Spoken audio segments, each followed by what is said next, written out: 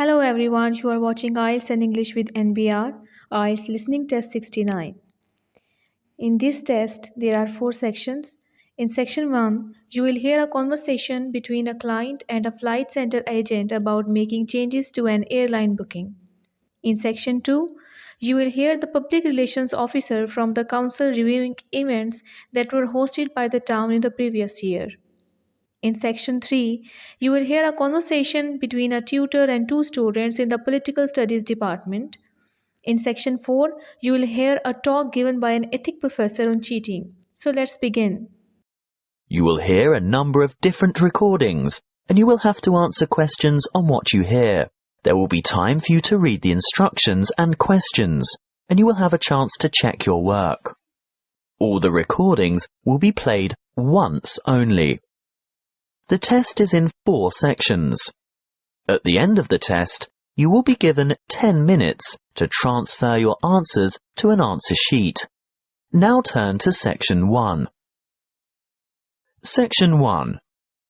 You will hear a conversation between a client and a flight center agent about making changes to an airline booking. First, you have some time to look at questions 1 to 5.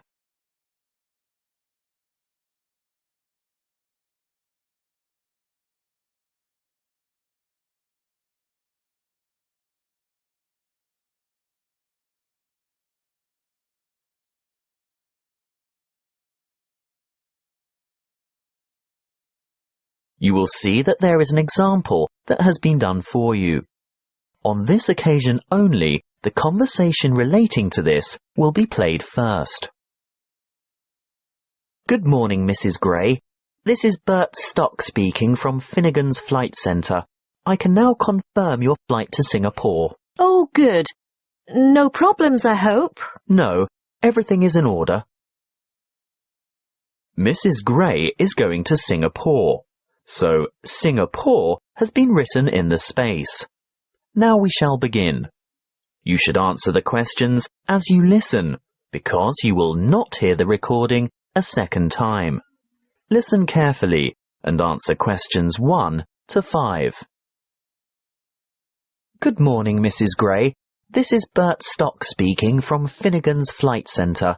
I can now confirm your flight to Singapore. Oh, good. No problems, I hope? No, everything is in order. So we got the dates we wanted? Yes, leaving from Hong Kong on the 25th of July and arriving in Singapore later the same day. How long does the flight last? Oh, about 3 hours 40 minutes. So we'd get there at... 9:45. In the evening? No, 9:45 a.m. But that means we'd be leaving at... Your flight leaves Hong Kong at 6:05 a.m. So we'd have to check in an hour before that? Mrs. Gray, check-in closes 60 minutes before your scheduled departure. If you arrive after check-in has closed, you will not be able to board the flight, and you may forfeit your entire fare. I would strongly recommend that you arrive at the check-in counter at least 120 minutes before your departure time. So you're saying we should be at the airport no later than 4:05 a.m.? That's correct. But we'd have to get up in the middle of the night to arrive by that time. Can't we get a later flight? Not on July 25th. Now, there is a later flight on certain weekdays, but not at the weekend.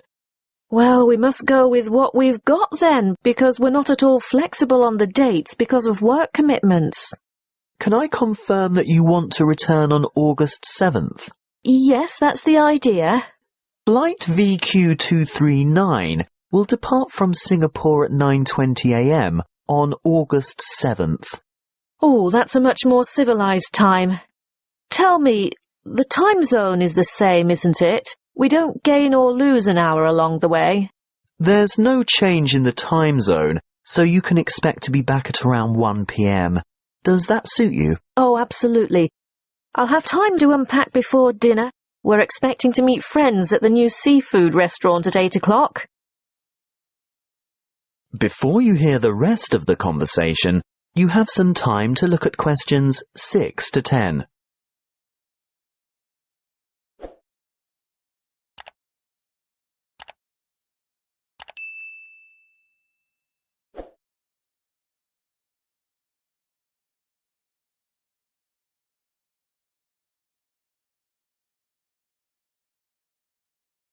Now listen and answer questions 6 to 10.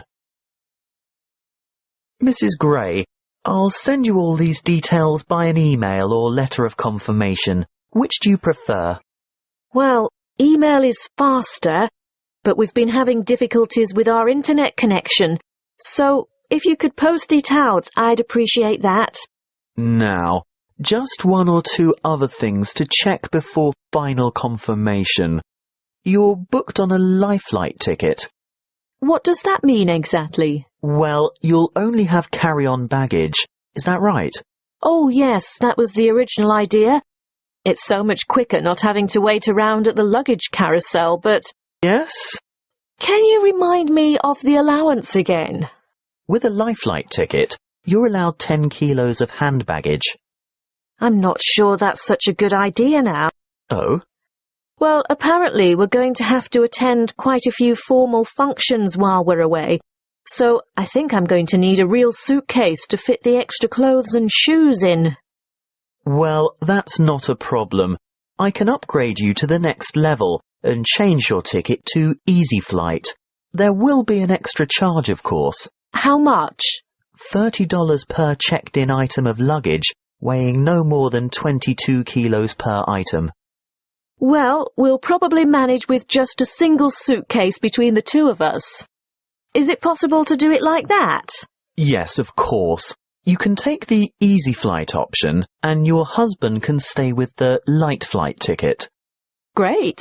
I'll give you your reservation number now, so if you need to make any further changes or inquiries, you can just quote this reference, okay? Yes, I have a pen and paper. What is it? L4G BWF. L4G BUF? WF. Thanks, I've got it now. At this point, I can actually book your seat numbers. Do you have any preference? Window or aisle? Oh, not by the window, Bert. You see, I'm quite a nervous flyer, and I don't like looking out. What's more, my husband likes a bit of room to stretch his legs. Aisle would be good. Great. That's sorted then. As I said, I'll send you the details, and if you need to talk to the agency again, just quote that reference number I gave you. Thanks so much. Bye. That is the end of section 1. You now have half a minute to check your answers.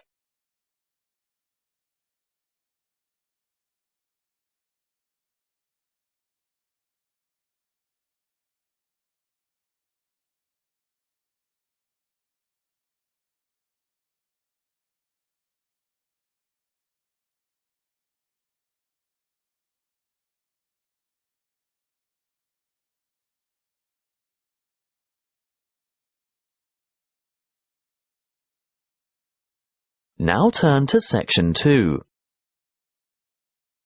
Section 2. You will hear the public relations officer from the council reviewing events that were hosted by the town in the previous year. First, you have some time to look at questions 11 to 16.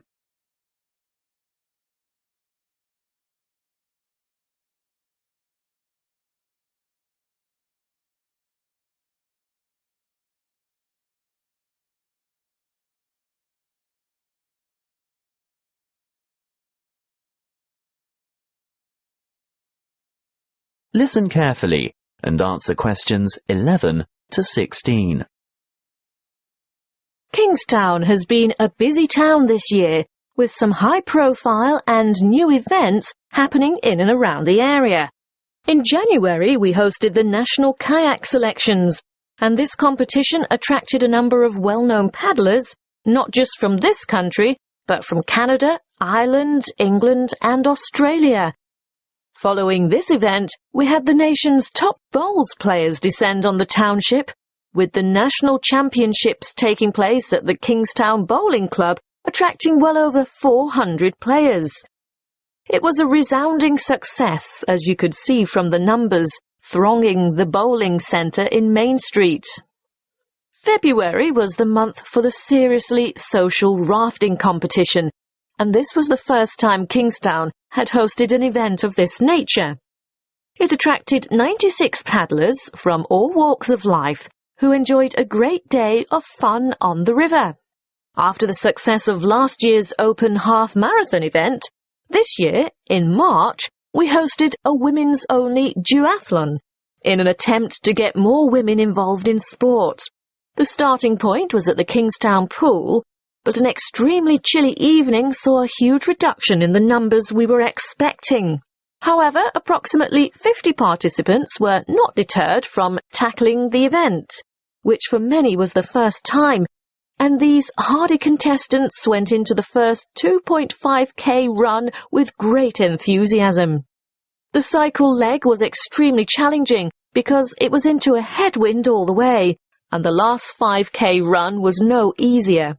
At this point, I must thank all the volunteers who took time out to help make this event successful, especially the road marshals who did an excellent job. We must also thank the Kingstown Creative Pursuits Society for hosting the wonderful Autumn Festival. The women involved put on a magnificent demonstration of traditional and present-day craft work, ranging from ancient weaving techniques to modern pottery designs and sculpture. These ladies are highly skilled, and they got a good turnout on the day, which, by the way, they are thinking of making a bi-annual event. So we might have a spring festival on its way. Winter brought with it the annual Kingstown Youth Tournament, which was a huge success, with the allocated team slots filling up fast. Teams consisted of approximately 15 youths, ranging in age from 8 to 18. The teams spent the day on the fields of Prince Park, playing a round-robin touch tournament system.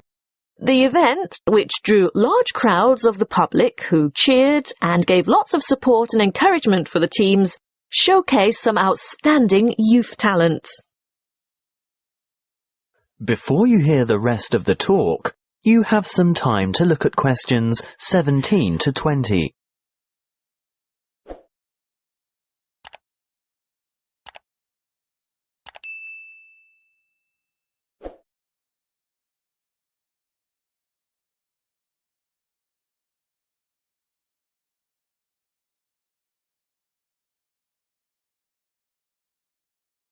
Now listen and answer questions 17 to 20.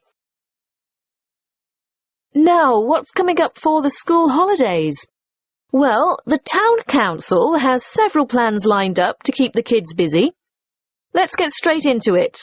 Programme 1, which will take place around the Prince Park area, has a sports agenda and will have participants engaged in a variety of sporting activities such as tennis, athletics, football and swimming. Programme 2 is for the somewhat less active and more creative children. They will do most of their activities in and around the Lord Hall area. These will consist of cooking, craft, dance and hairstyling. You'd be surprised at the number of children who leap at the chance to learn to cook, not to mention the other activities. The hall will be positively buzzing, I can tell you. This is a great chance for your children to learn a new skill or brush up on one that they're already crazy about. Programme 3 is for the more adventurous children. Because of this, we do insist on a minimum age limit of 11 years old. The Duke Recreational Area has been set aside for this programme. Expect your youngsters to learn a lot about leadership and teamwork as they accomplish some of their missions. They'll engage in activities such as skateboarding, rafting, orienteering, mountain biking and trekking. Well, thank you for your attention. If you have any questions, please feel free to ask. That is the end of section 2. You now have half a minute to check your answers.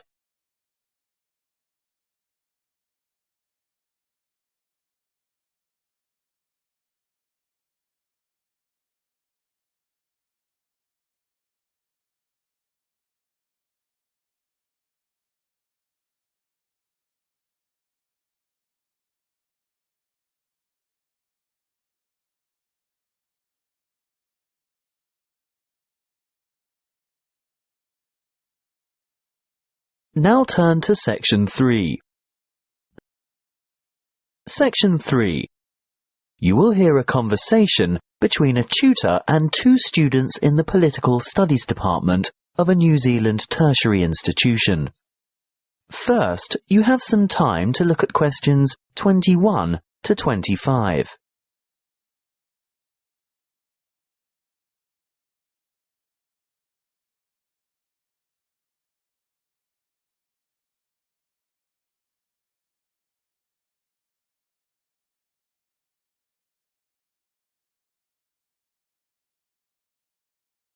Listen carefully and answer questions 21 to 25. Good morning. Now, you've come to discuss how our Parliament works. Is that right? Yes, it's a bit different from some of the other democracies we've studied, and we're a bit confused. Well, what do you know? We know that the system of government in New Zealand is a constitutional monarchy, but we're not sure how the power is shared or who has ultimate authority. The government is formed from a democratically elected House of Representatives. Is that the same as Parliament? Yes, the House of Representatives is what is commonly called Parliament. And the government advises the sovereign, who is our head of state. The sovereign is the Queen of England, right? She lives in England and she is the Queen of England, but when we refer to her as our sovereign, we say she is Queen Elizabeth II of New Zealand. But how can she be our head of state if she doesn't live here? I know that she has a representative here. Oh yes, the Governor-General. That's right. Now, by convention, the sovereign is the source of all executive legal authority in New Zealand. So she's the boss. Well, you could say that. However, she or her representative almost always acts on the advice of the government, in all but the most exceptional circumstances, that is. So, where does the real power lie? Good question. Our system is based on the principle that power is distributed across three branches of government: the Parliament, the Executive, and the Judiciary. But Parliament makes the law, doesn't it? That's right. So what's the point of the other two?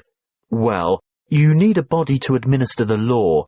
That's the Executive, made up of ministers of the Crown, and the Judiciary interprets the law through the courts. Before you hear the rest of the conversation, you have some time to look at questions 26 to 30.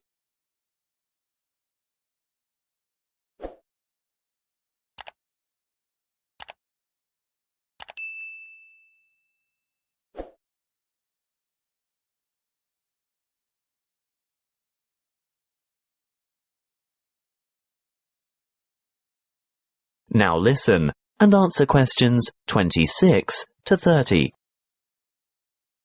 When I'm watching American legal programs on TV, I always hear people talking about the Constitution and how something is unconstitutional.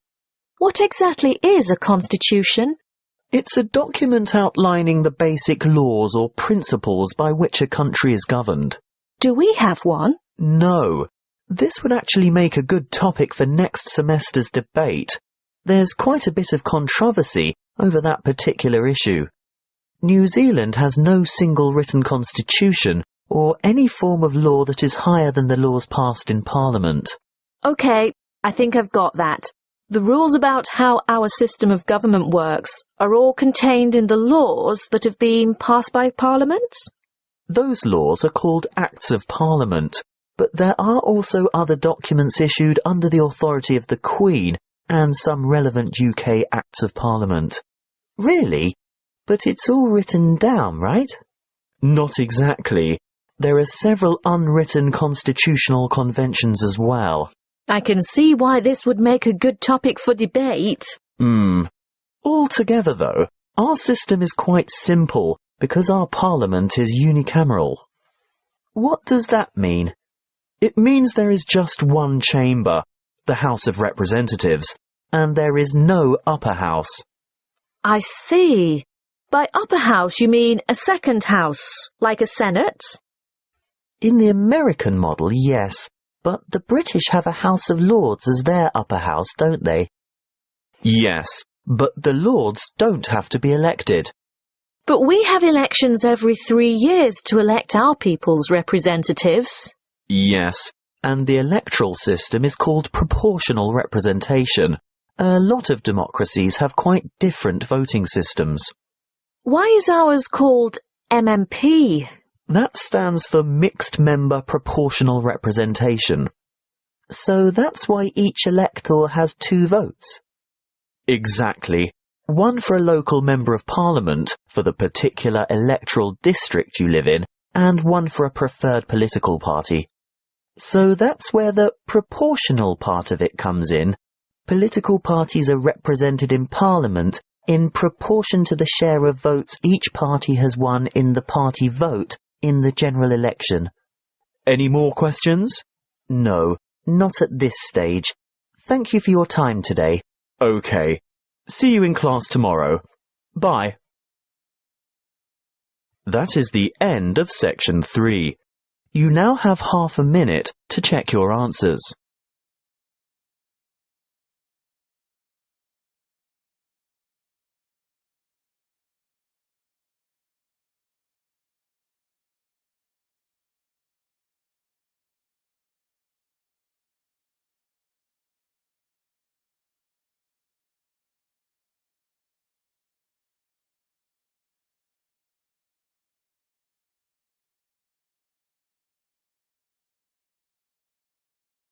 Now turn to section 4. Section 4. You will hear a talk given by an ethics professor on cheating. First, you have some time to look at questions 31 to 40.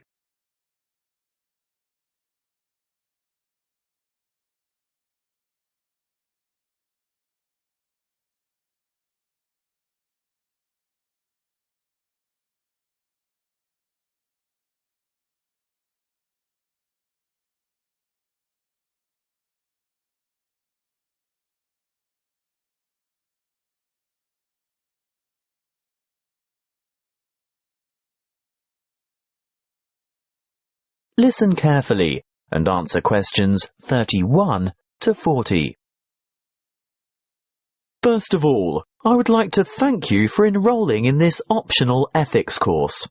For some time now, I've been pushing to have it made compulsory for all first-year university students, and you'll soon see why. Today's topic is cheating.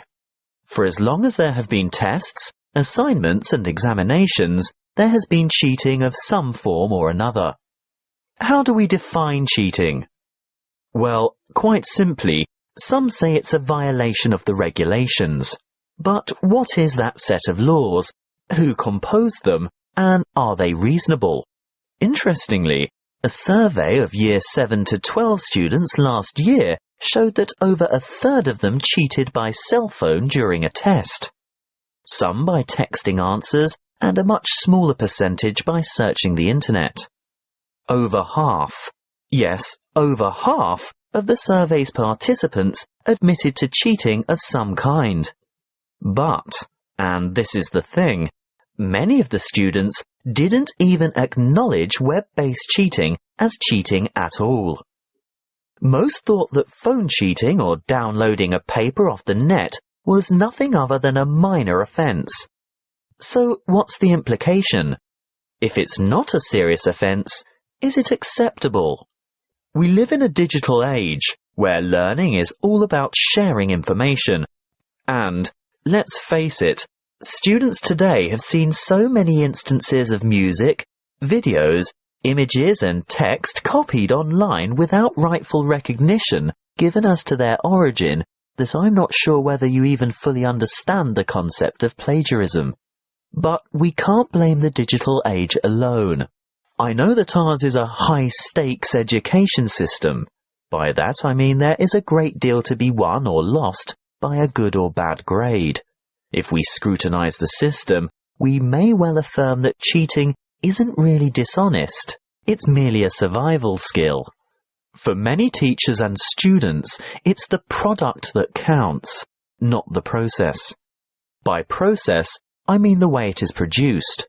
You see, when learning becomes nothing more than information sharing, knowledge or data aren't figured out and understood.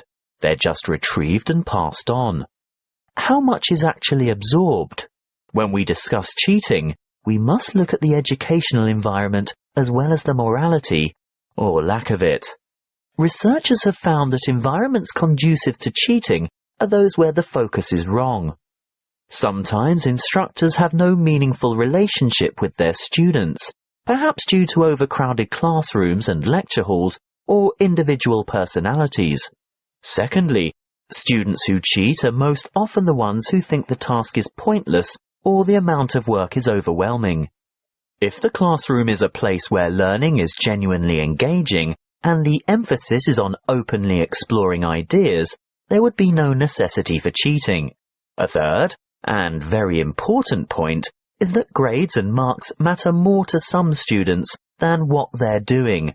And lastly, achievement is taken to mean outperforming others, and these competitive practices encourage cheating.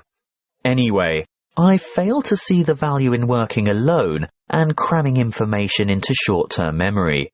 Real collaboration and cooperation puts the focus on thinking rather than on memorizing.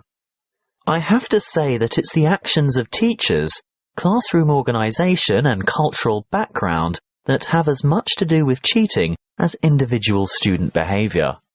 Of course, some students cheat by plagiarizing or copying because they simply don't understand the material, nor do they have any confidence in their writing skills. But I think the majority of students end up plagiarizing because they just don't know how to cite sources correctly, or how to sum up others' ideas in their own words. These reasons have remained the same for centuries. It's really just that the digital age has made it easier. But remember, teachers use technology to spot plagiarism too, so it's also very much easier for them. First-year students should have to complete a compulsory writing skills course, where the rudiments of proper referencing and summarizing are taught. I also think it's a big mistake if ethics is not a first-year requirement as well. In this university, I think it's only the computing department that insists all its students complete a paper in ethics. Learning and education is not just about cramming facts or increasing your knowledge base. It's about intellectual integrity and honesty and rising to meet higher ethical standards. Now, this may necessitate a change in pedagogy and educational philosophy, but most importantly, it will involve a challenge to engage students in discussion on morals and academic morality. That is the end of section 4. You now have half a minute to check your answers.